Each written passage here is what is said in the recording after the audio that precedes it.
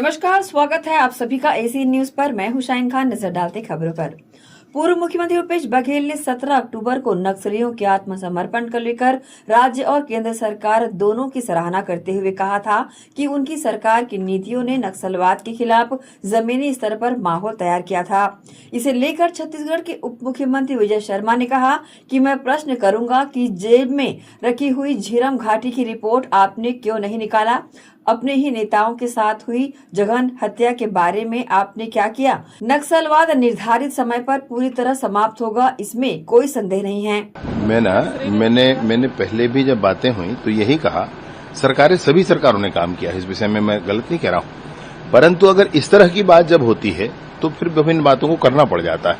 मैं हरगिज नहीं चाहता कि इस विषय पर राजनीतिक बयानबाजी और दांव पेंच हो, लेकिन अगर ऐसा ही कहेंगे तो फिर मैं वही प्रश्न करूंगा कि जेब में रखा हुआ झीरम घाटी का वह रिपोर्ट आपने क्यों नहीं निकाला?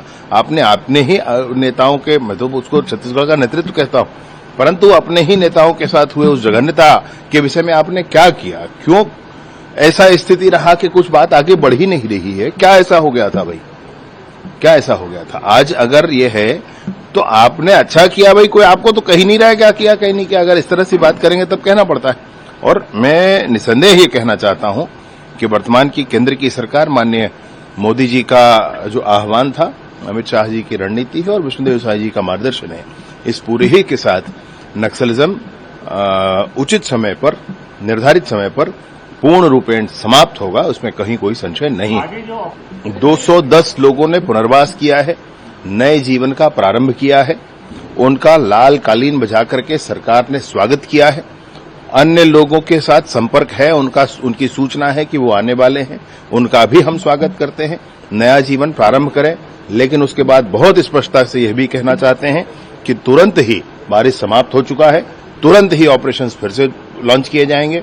सभी क्षेत्रों में जहां जहां आज भी परेशानियां बची हुई है वहां पर ऑपरेशंस लॉन्च किए जाएंगे। उसमें कहीं कोई विषय नहीं है, कहीं एक क्षण रुकने, स्थिर होने, विश्राम करने का कोई समय किसी के पास नहीं। दीपावली पर्व के दूसरे दिन आदिवासी समाज गौरी गौरा पर्व मनाते हैं। कुम्हारी के ग्राम जंजगिरी में दीपावली की रात गौरा गौरी बैठाया गया। दूसरे दिन पूजा पाठ कर नगर भ्रमण किया गया, जिसमें बड़ी संख्या में आदिवासी समाज के लोग शामिल रहे। इस दौरान सोडा प्रहार की परंपरा निभाई गई। हर साल की तरह इस साल भी पूर्व सीएम भूपेश बघेल इस कार्यक्रम में शामिल हुए और अपने हाथ पर चाबुक मरवाए।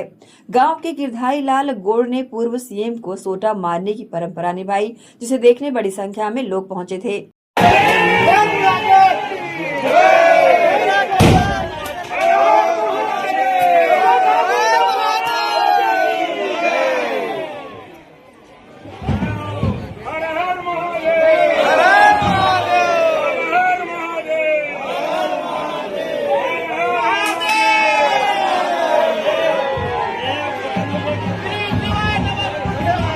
रुकेंगे छोटे से ब्रेक के लिए, जल्द हाजिर होते हैं। आप सब बने रहिए एसी न्यूज के साथ।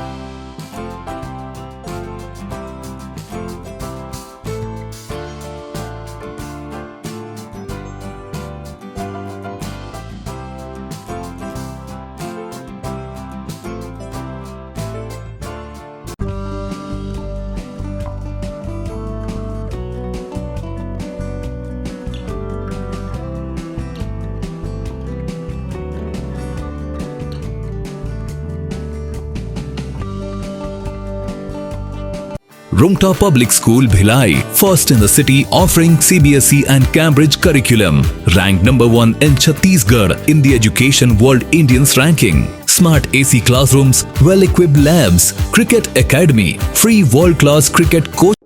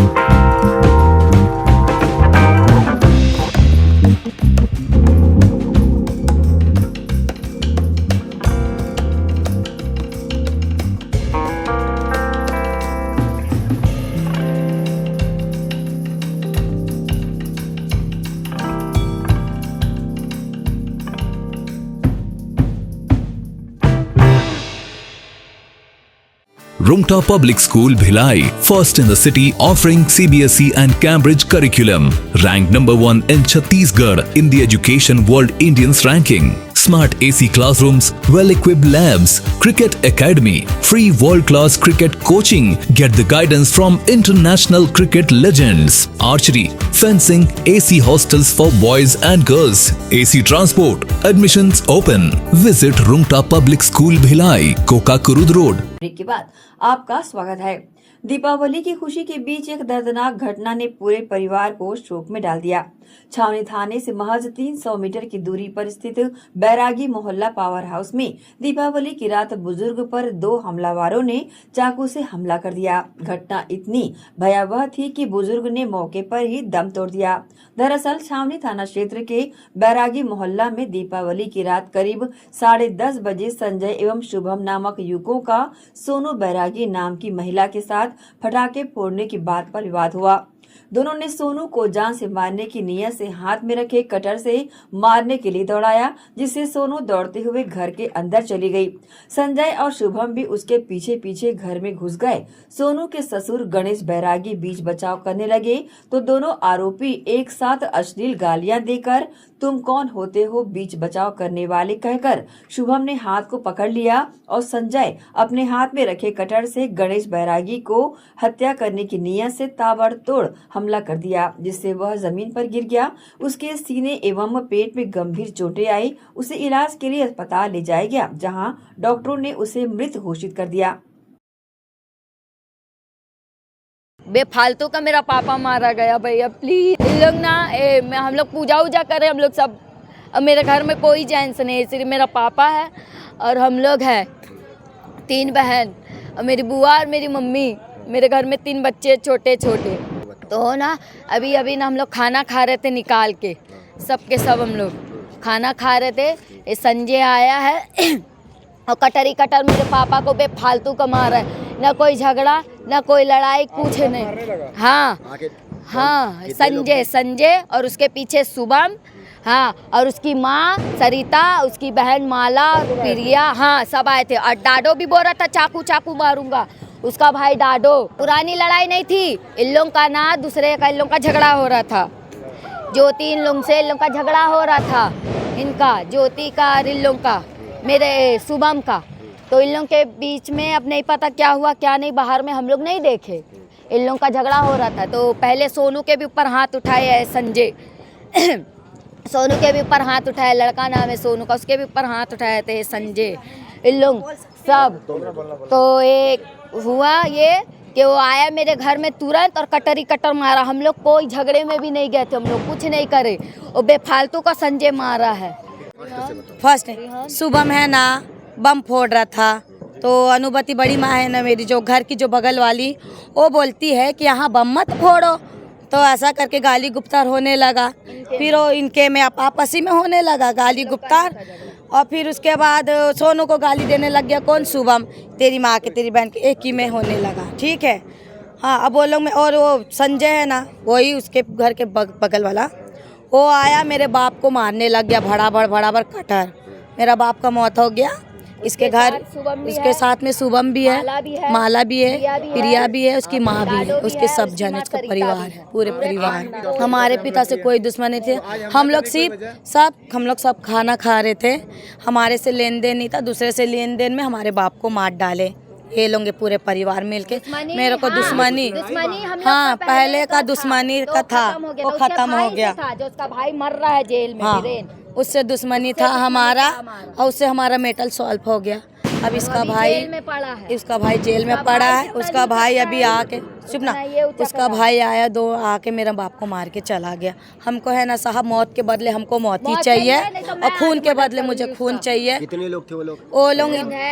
वो लोग सरिता, संजय था, सरिता, माला, प्रीति, प्रिया ना। कौन हमला किया? वो संजय बस किया, और सब जन मिल के हम लोग को मार रहे थे, सब कोई पूरे परिवार। हम लोग को बोलते हैं ज्यादा बात करोगे तो चाकू।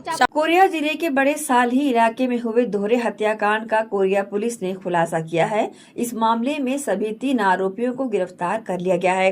मुख्य आरोपी सुरेश ठाकुर घटना के बाद पत्नी और साले को भी जान से मारने की धमकी दिया था। बता दें कि 14 अक्टूबर 2025 की रात बचरा पोडी पुलिस चौकी को सूचना मिली थी कि ग्राम बड़े सालही में रायराम केवट के घर में आग लगी है। मौके पर पहुंचने पर पुलिस को जली हुई लाश मिली थी।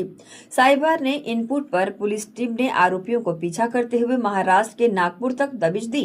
बाद में जब आरोपी कोरिया लौट रहे थे तब बिलासपुर के रतनपुर पुलिस की मदद से सुरेश ठाकुर और प्रदीप बैरागी को रतनपुर कटघोरा मार्ग पर यात्री बस से गिरफ्तार कर लिया गया। मुख्य आरोपी के पास से देशी कट्टा, 7 कारतूस और घटना में प्रयुक्त मोटरसाइकिल भी बरामद कर ली गई। पुलिस अधीक्षक रवि कुमार कुरे ने बताया कि कोरिया पुलिस टीम ने बेहद जटिल और गंभीर दोहरे हत्याकांड का खुलासा त्वरित कार्रवाई से किया है। मुख्य आरोपी ने ससुराल से चले आ रहे विवाद के बाद घटना को अंजाम दिया था। अपराध करना पाप है, पुलिस हमारी बाप है। अपराध करना पाप है, अपराध करना पाप है। पुलिस हमारी बाप है, अपराध करना पाप है। पुलिस हमारी बाप है, अपराध करना पाप है।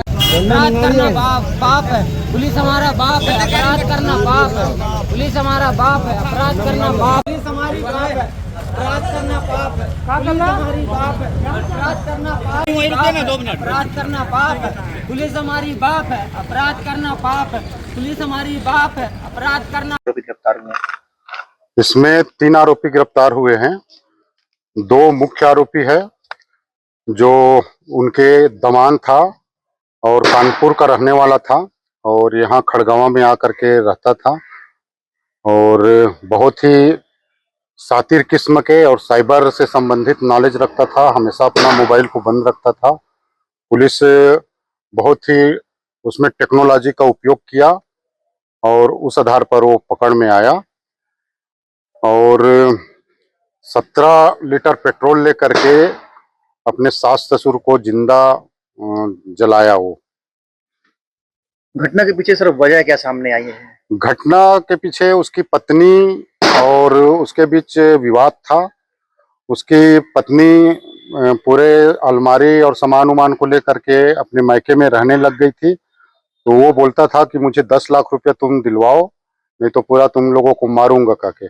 उससे पहले भी 3-4 महीना पहले अपने साला को मारपीट किया था, धमकी दिया था। उसके बाद से वो फरार था। उसमें भी पुलिस उसको तलाश रही थी, लेकिन इतना शातिर था कि वो अपना मोबाइल को हमेशा बंद रखता था और दूसरे के मोबाइल से कॉल करता था। तो बहुत ही इसमें टेक्नोलॉजी का उपयोग किया गया और उस आधार पर आरोपी पकड़ा गया। आरोपी के पास से देसी कट्टा और 7 नग जिंदा कारतूस मिला है। गिरफ्तारी कहाँ से हुई सर आरोपी की? इसकी गिरफ्तारी चलती बस में हुई और रतनपुर, ये नागपुर गया था, नागपुर से लौटा अपने यहाँ किसी बीमार दोस्त को देखने के लिए आ रहा था। तो हमको मुखबिर से खबर पता चला था कि लौट रहा है करके, तो बिलासपुर पुलिस को अलर्ट किया गया था। यहाँ से एक टीम भी भेजा गया था और टीम के संयुक्त प्रयास से यह चलती बस में पकड़ाया। 2 अन्य आरोपी की क्या भूमिका थी? दो आरोपी तो इसमें मुख्य है, जो दोनों गमछा बांध करके घर में घुस करके पेट्रोल छिड़क करके जिंदा जलाए हैं। एक आरोपी पिस्टल, जो उसका वो है तमंचा, देसी तमंचा और कारतूस, उसको छिपाया हुआ था, वो बताया नहीं था, अपने घर में रखा था और पूरे घटना के बारे में सब जानता था। उसके बावजूद भी उसने कुछ नहीं बताया, तो अवैध आर्म्स रखने के जुर्म में उसको गिरफ्तार किया गया है। पहले भी देसी कट्टे से वहाँ पे फायरिंग की थी? हाँ, ये बात सही है कि पहले भी उसने फायर किया था, लेकिन उसमें चोट नहीं लगा था। एक खाली जो उसके पास कारतूस दिख रहा है, खाली खोखा, वो संभवतः उसी का है। वक्त है एक और छोटे से ब्रेक का। जल्द हाजिर होते हैं। आप सब बने रहिए एसीएन न्यूज के साथ। श्री शंकराचार्य प्रोफेशनल यूनिवर्सिटी चुनवानी, जी हाँ, सत्र 2024-25 के लिए प्रवेश प्रक्रिया प्रारंभ है। डिप्लोमा इन फार्मेसी एवं बैचलर ऑफ फार्मेसी के लिए प्रवेश प्रारंभ है। बिना PPHD दिए सीधा प्रवेश। इतना ही नहीं, 10वीं और 12वीं में गणित और विज्ञान के छात्रों के लिए सुनहरा अवसर है। सीमित समय, सीमित सीटें। अगर है सपनों को पूरा करना तो भरना होगा ऊंची उड़ान। जल्दी करें, प्रवेश प्रारंभ है। प्रेजेंटली शंकराचार्य ग्रुप के अंदर 4 फार्मेसी कॉलेजेस हैं। इन चारों फार्मेसी कॉलेजेस में diploma in pharmacy and bachelor of pharmacy की कोर्सेज रन होती हैं। साथ में masters in pharmacy and PhD की कोर्सेज भी हम ऑफर करते हैं। शंकराचार्य प्रोफेशनल यूनिवर्सिटी के अंडर ये चारों कॉलेज एफिलिएटेड हैं and most importantly pharmacy council of India ने चारों कॉलेजेस को अनुमोदन दिया है। जैसे कि आप जानते हैं, Shankaracharya group is famous for its infrastructure, it's faculty, it's students group, and in every aspect we are on top as from 2008. So in this year also, अगर आप चाहते हैं कि आप 12th के बाद साइंस में आपके भविष्य बनाना चाहते हैं तो शंकराचार्य प्रोफेशनल यूनिवर्सिटी में एक बार जरूर आए। फार्मेसी कोर्स में अभी डायरेक्ट एडमिशन 12th की परसेंट बेसिस पे दिया जा रहा है, तो जल्द से जल्द संपर्क करें। तो एडमिशन हेतु जल्दी करें श्री शंकराचार्य प्रोफेशनल यूनिवर्सिटी, जुनवानी, भिलाई, छत्तीसगढ़। संपर्क करें 9977258200।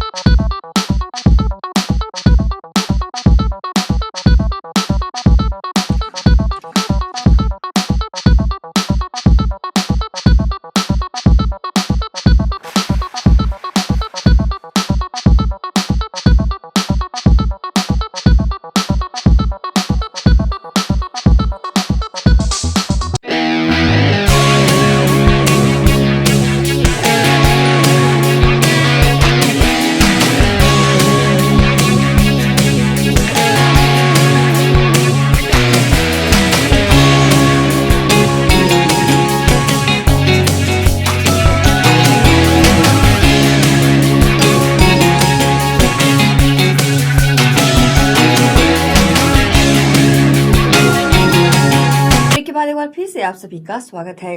धमतरी जिले के कोतवाली थाना क्षेत्र अंतर्गत स्थित मां विंध्यवासिनी मंदिर से बहुत ही सनसनीखेज खबर सामने आई है। यहां एक युवक विंध्यवासिनी मंदिर में माता के मंदिर के गर्भगृह में हाथ में चाकू लेकर घुसने की कोशिश करने लगा। दरअसल वह अपनी आंख माता की भेंट चढ़ाना चाहता था। इससे संबंधित सीसीटीवी वीडियो भी सामने आए हैं। इस वीडियो में युवक माता की गर्भगृह में अचानक से आकर घुसने का प्रयास करता हुआ दिखाई दे रहा है। साफ तौर पर यह दिखाई दे रहा है। वहीं ऐसी हरकत करते हुए मंदिर में मौजूद पुजारी ने उसे युवक को रोककर हाथ से चाकू छुड़ाया। उन्होंने बताया कि वह युवक मां विंध्यवासिनी को अपनी आंखें समर्पित करने की बात कह रहा था। रोकने के बाद युवक अपने हाथ को काटने की बात करने लगा। तत्काल इसकी सूचना थाना सिटी कोतवाली प्रभारी राजेश मरई को दी गई। इसके बाद पुलिसकर्मी मंदिर परिसर में पहुंचे, फिर युवक को थाने ले गए।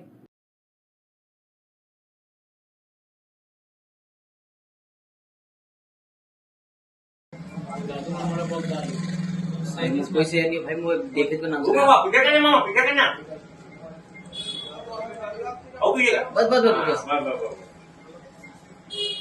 आगे नहीं भाई पुलिस ऐसी पीछे नहीं होगा, फटने होगा तो ऐसे करके भी आराम नहीं देखिए आखिरी बबलू कहाँ है? बबलू का पीछू महीना अभी अभी मंदिर बाहर देख ले वो दावत में यहाँ बबलू आ बेचारा चारामा डाके तो लेकिन नहीं है। अब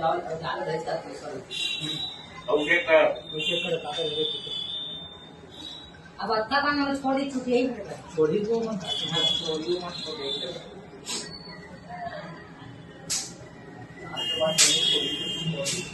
बेमेतरा जिला पुलिस की विशेष टीम ने दीपावली की रात नवागढ़ मुंगेरी मार्ग पर स्थित एक फार्म हाउस में टेंट और बिजली लगाकर खेले जा रहे जुआ पर कार्रवाई करते हुए बड़ी संख्या में जुआरियों को पकड़कर उनके पास से लाखों रुपए जब्त किए हैं। पुलिस ने मौके पर 22 फड़ में खेल रहे 236 जुआरियों को पकड़ा और उनके पास से 1,94,988 रुपए कैश और 52 पत्ती ताश का ढेर जब्त किया। वहीं पुलिस ने आरोपियों के पास से मोबाइल फोन भी और कई बाइक भी कब्जे में लिया है। मीडिया को जानकारी देते हुए बेमेतरा की प्रभारी एसडीओपी कौशल्या साहू ने बताया कि मुखबिर की सूचना पर पुलिस ने कार्रवाई की है। 22 फड़ से 236 जुआरियों को पकड़ा गया है। उनके पास से कुल रकम 1,94,988 रुपए जब्त कर बाइक और मोबाइल भी जब्त किए गए हैं। मुंगेली रोड में विनोद साहू के ईदा भट्टा के पास में कुल 236 लोग जुआ खेलते हुए अलग अलग 22 फड़ में पकड़ाए हैं। उनसे 51,000 रुपया फड़ से और 1,43,548 रुपए उनके पास से जब्त किया गया है। टोटल रकम है 1,94,988 रुपए ताश के पत्ते और जब्ती करके कार्यवाही की गई। बिहार विधानसभा चुनाव को लेकर छत्तीसगढ़ के पूर्व मुख्यमंत्री और कांग्रेस नेता भूपेश बघेल ने देश के गृह मंत्री अमित शाह पर सहयोगी दलों के नेताओं को धमकी दिए जाने का आरोप लगाते हुए कहा कि अमित शाह ने नीतीश कुमार को क्या धमकी दी, चिराग पासवान को क्या धमकी दी, जीतन राम मांझी को क्या धमकी दी कि सबकी बोलती बंद है। उन्होंने आगे कहा, हम खुलकर बात कहते हैं, बीजेपी में बोलने की आजादी नहीं है। भाजपा या एनडीए में लोकतंत्र नाम की कोई चीज नहीं है। वो तो ठीक है, लेकिन अमित शाह जी ने क्या धमकी दिया ये तो बताए। नीतीश बाबू को क्या धमका है, चिराग को क्या धमका है, कि हमारे मांझी है उसको क्या धमकाया कि सबकी बोलती बंद हो गई है। ऐसा उन्होंने क्या कहा कि सबकी बोलती बंद है। हम लोग कोई बात है वो खुल के कहते हैं, वहां तो बोलने की आजादी नहीं है। प्रजातंत्र के नाम की कोई चीज भारतीय जनता पार्टी या एनडीए गठबंधन में नहीं है। इसी के साथ ही आपसे लेंगे इजाजत। आप सब बने रहिए एसीएन न्यूज के साथ। नमस्कार।